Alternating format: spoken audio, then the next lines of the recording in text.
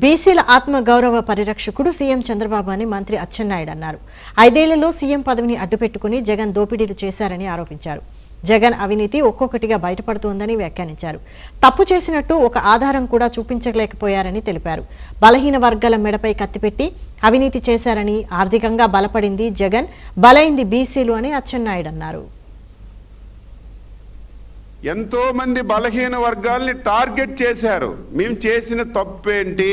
తెలుగుదేశం పార్టీకి, చంద్రబాబు నాయుడికి అండగా ఉండడం.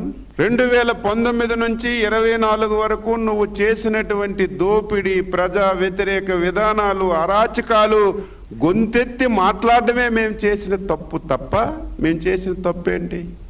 నాకు 2 సార్లు జైలుకి పంపించారు. ఆన్సర్ చేయాలి. చేయని తప్పుకి కావాలని చెప్పి అచ్చెన్నాయుడు గారు తెలుగుదేశం పార్టీలో బలమైనటువంటి గొంతు. ఆయన మొదటే మనం కేసులు పెట్టి జైల్లో వేసిస్తే భయపడి బయటికి ఎవరు రారని చెప్పి 80 రోజులు కేసు పెట్టారు. ఒక్కటంటే ఒక్క ఆధారం, ఒక్క పైసా అంటే ఒక్క పైసా ఎక్కడి నుంచైనా మేము తీసుకున్నట్టుగా ఒక్క ఆధారం కూడా చూపించకపోతే ఆ కేసులన్నీ కూడా కొట్టేశారు. మాట్లాడుతున్నారు నిన్న ఇదేదో చంద్రబాబు నాయుడు గారు, లోకేష్ బాబు గారు మా కుటుంబాల మీద కూడా పడ్డారని. అంత హీనులు కాదు. మీ అంత దరిద్రమైనటువంటి ఆలోచన ఎవరికీ రాదు.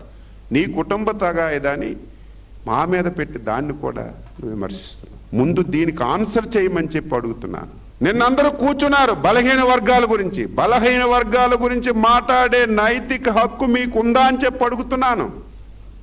స్వాతంత్రం వచ్చింది 80 సంవత్సరాలు అయింది. 35 సంవత్సరాలు ఈ రాష్ట్రానికి, దేశానికి ఎన్నో రాజకీయ పార్టీలు పరిపాలన చేశాయి. బలహీన వర్గాలని ఓటు వేసినటువంటి యంత్రాలుగే వాడుకున్నారు తప్ప బలహీన వర్గాల గురించి ఎవరైనా ఎప్పుడైనా